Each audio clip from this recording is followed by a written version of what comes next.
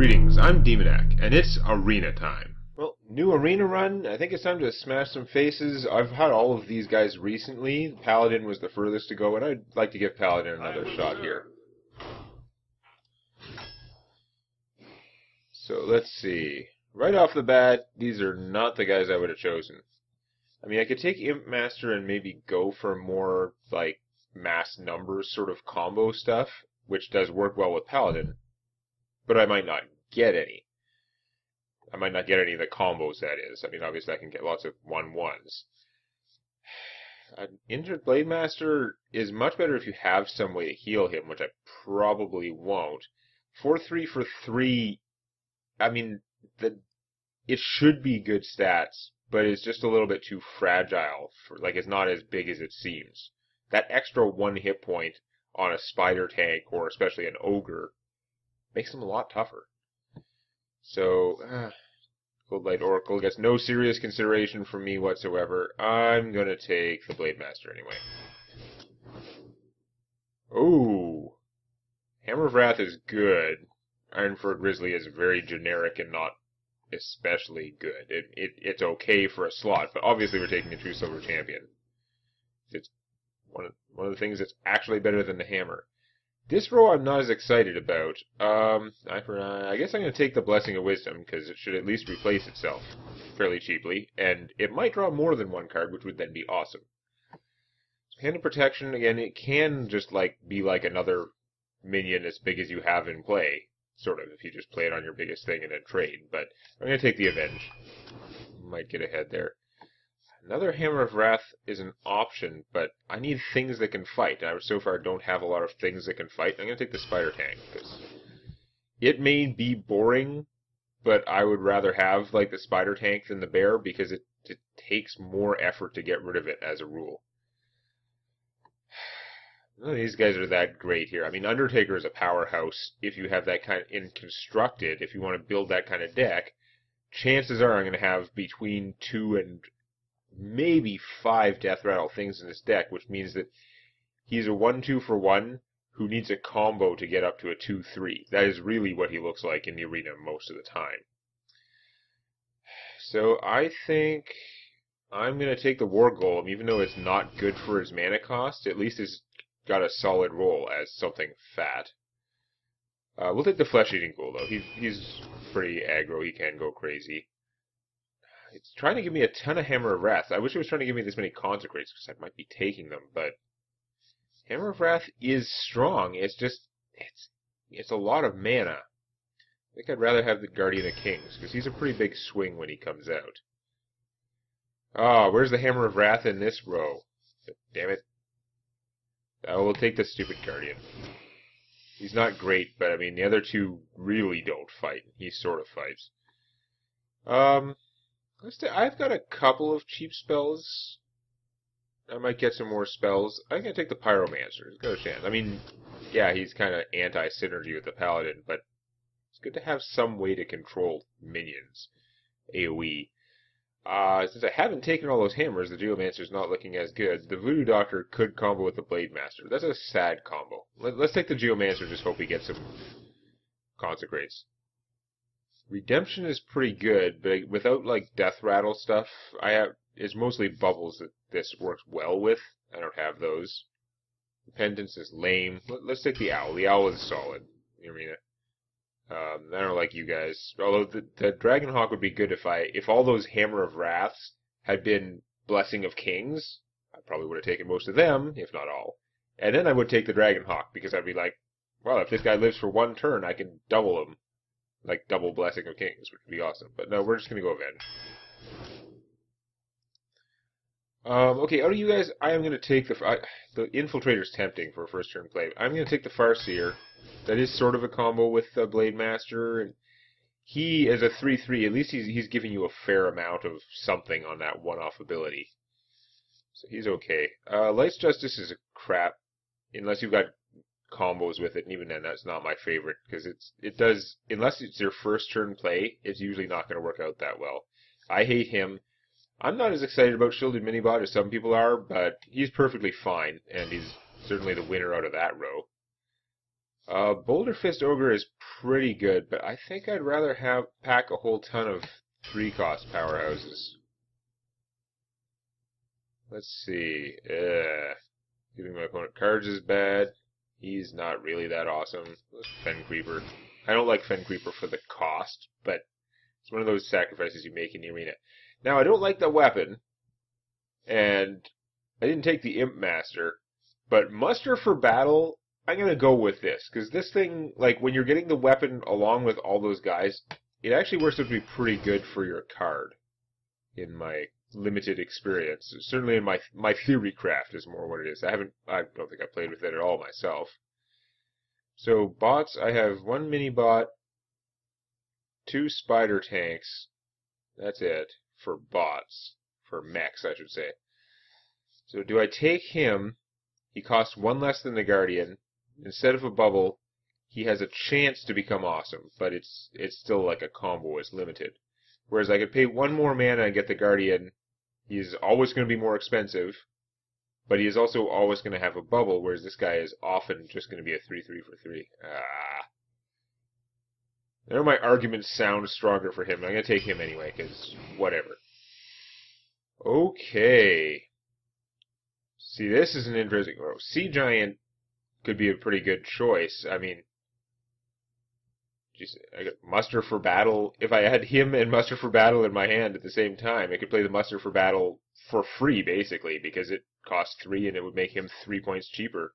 That's pretty awesome. But the Faceless Manipulator can become, whatever the nastiest thing out there is. If my opponent plays a nasty legend, that's pretty good. This is so flexible. I think I have to take it.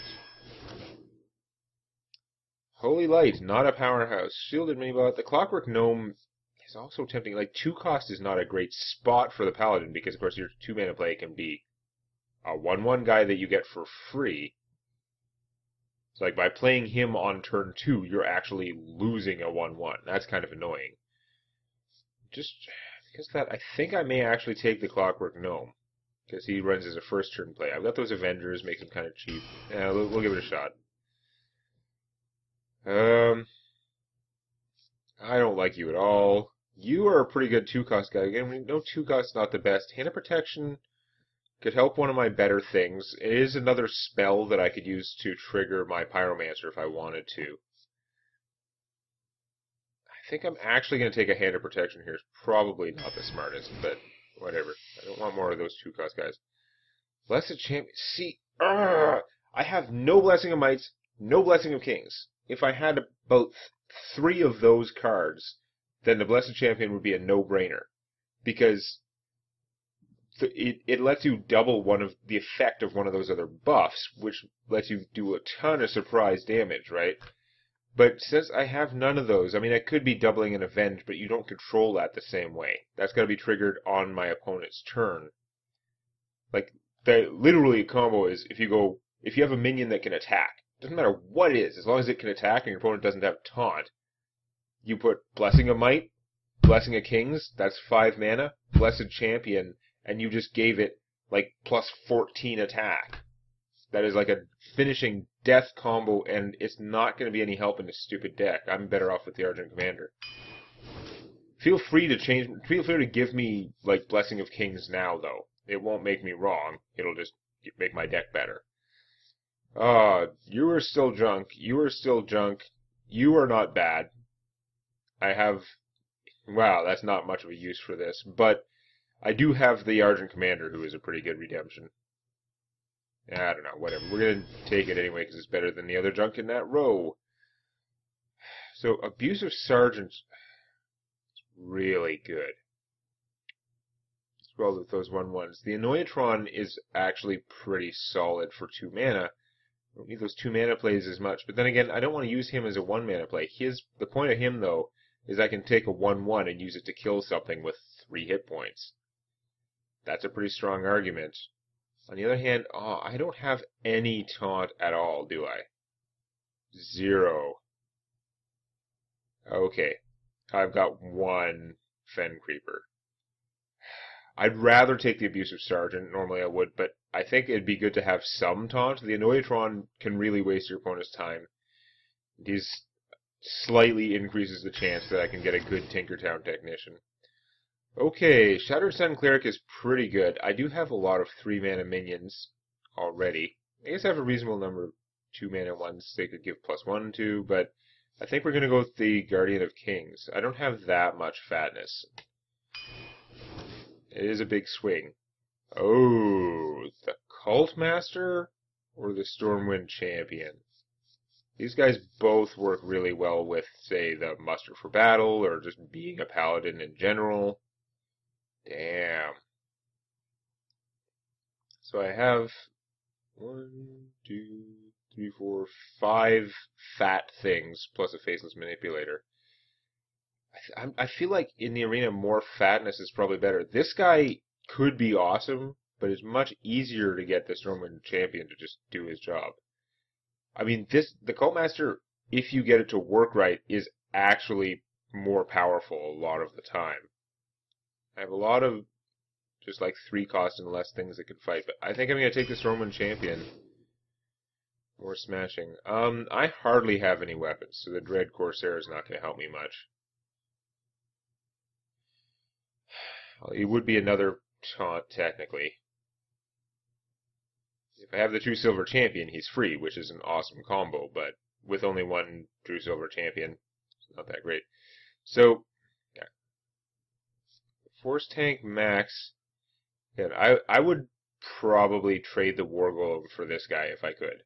I would still rather have the Boulder Fist Ogre than either one of them, although he can't. When it did come along, it was in a row with something better.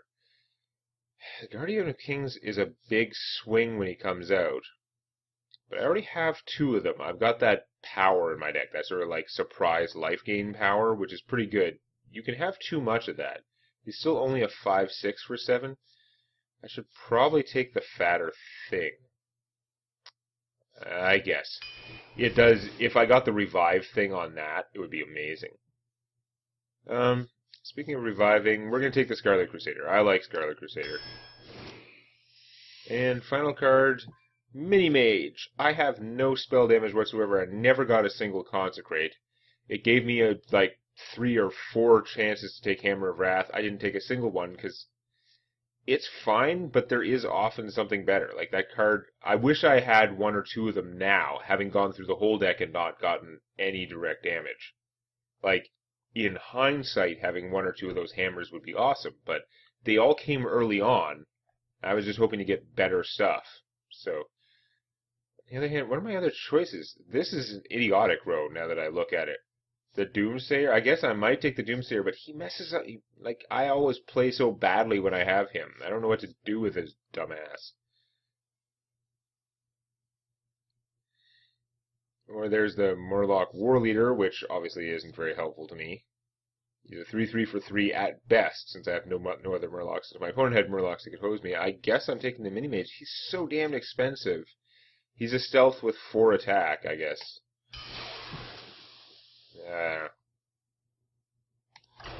Yeah. This deck needs more swords, more consecrates, and it was trying to give me hammers instead.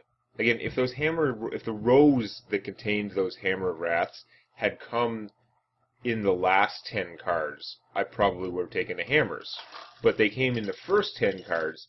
There were still a lot of chances to get more swords and more consecrates, the things that a paladin actually needs to clear stuff.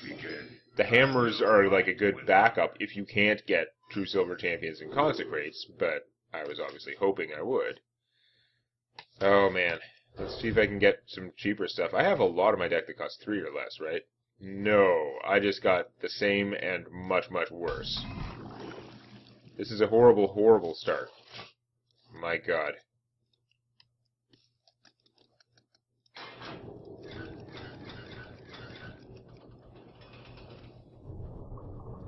I don't think this game is going to go very well, judging by my starting hand. If my opponent has a really bad hand, then maybe it'll work out, but I don't know. Interestingly, if he doesn't put out a minion, I might Blessing of Kings this guy and hit him, draw the card, and force him to kill it. Now, if with that he can kill it too easily. So that's no fun. Now, I could Blessing of Wisdom his guy, and then just ignore it. I mean, it's a small minion. He's not going to want to give me the cards. He could make a mistake and give me the cards. You know what? I'm going to do that, since I'm going to have the 1 mana left over anyway. I'm sure as heck not putting out Redemption for 1/1s. So I make 1/1s. He can hit me for even damage, for the same amount of damage I can hit him for, only I get a card. So that is hosing this thing pretty good, actually. Now, if he puts out a Hunt Master, gives it +2/+2 and taunt, then I might regret it. That's okay. That might mean he might kill one of my guys. So it makes it harder for me to do that. Wow, such a slow-ass hand. Oh, it's mind-boggling this slow. I can put out the sword and kill the pig, and I probably should. I mean, the mini-mage is tempting. But if I don't kill that pig, it's going to get on... It's going to really get me, so... Let's just take it out.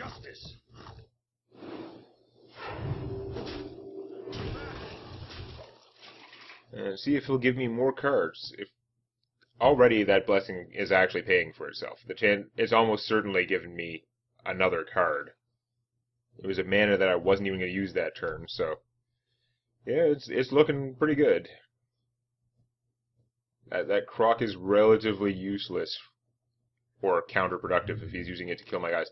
He might still be considering killing my guy, because I'm a paladin. I could Blessing the Kings this thing if you leave it alive.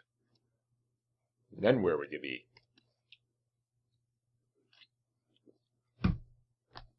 Shields up! Ah, be able to give it taunt. Annoying. So now it works against me, but I mean, worst case, it drew a card to replace itself. No, he's going to give me more cards. He's... Okay. I can deal with that. I'll probably have to kill it, but that's okay. So let's see. There's nothing worth duplicating, that's for sure. Could play him and the Redemption, that's pretty lame. I could play this, which fights pretty well. That's tempting.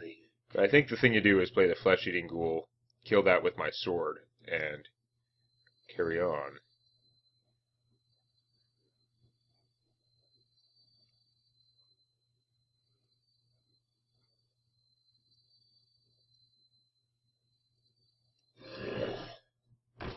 If I left it alive, he might give me another card, but I think it makes the most sense to do this.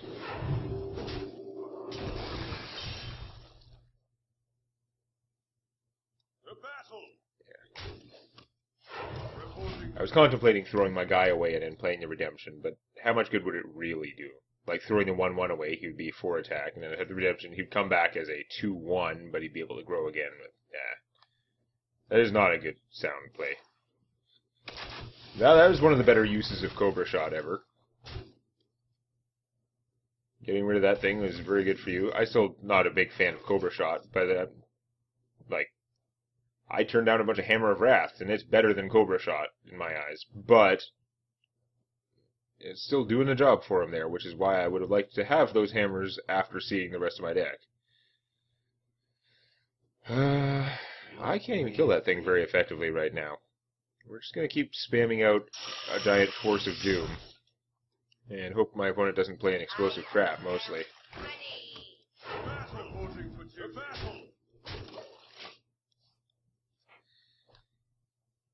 Even with an Explosive Trap, this should be able to kill her. Now, I'm at half health. If for some reason a lot of this stuff survived, I could play him and do some crazy shit. You don't want to leave this alive and then have the Stormwind Champion come out.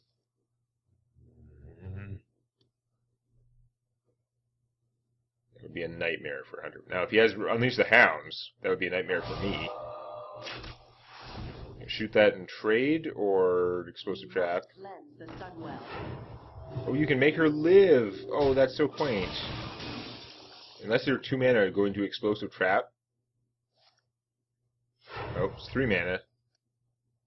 Not gonna Unleash the Hounds, you would have done it before you killed my stuff, right? Okay. So this is not great, it's like dangerous for me, but I think clearly we want Gigantor here. Behold the might of Stormwind! Yeah, behold it. The battle! The battle! My life total is low. I don't want to just go off the fact that my army is better. Now, can my opponent kill me?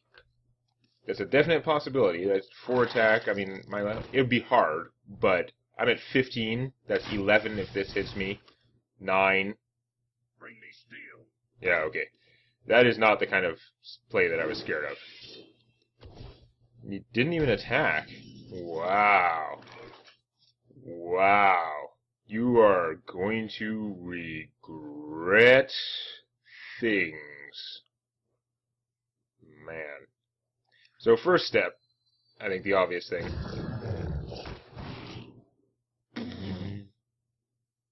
So I hit you for 7, 11, 12, 14. So that's not fatal. So let's go with an Oiatron. You kill him. He's technically enlarging the forces. And then you guys are probably better spent doing that. And you know the funny thing, if an Oiatron dies first, he's going to be still huge when he comes back from Redemption, and also get his bubble back. So let's drop the Redemption. It could get wasted on a 1-1, who would come back as a 3-3. But, no, you're going to get some use of your beasts, but you're toast. Unless you got something really impressive you can do here. You'd need a misdirect where one of these guys runs himself into the other one, which would be pretty impressive. Double hyena time. Double rainbow. Nope, that's not doing it. Oh, and he respawns with only 1 hit point, turns into 3 hit points, and a bubble. That is pretty funny, I'll give you that. I should probably get some health back. That would be good. So, first thing that happens is we're going to see what happens when I attack you. What secret do you have in store? Freezing Trap. Okay, so you're mega dead. Let's just play him. For the Alliance!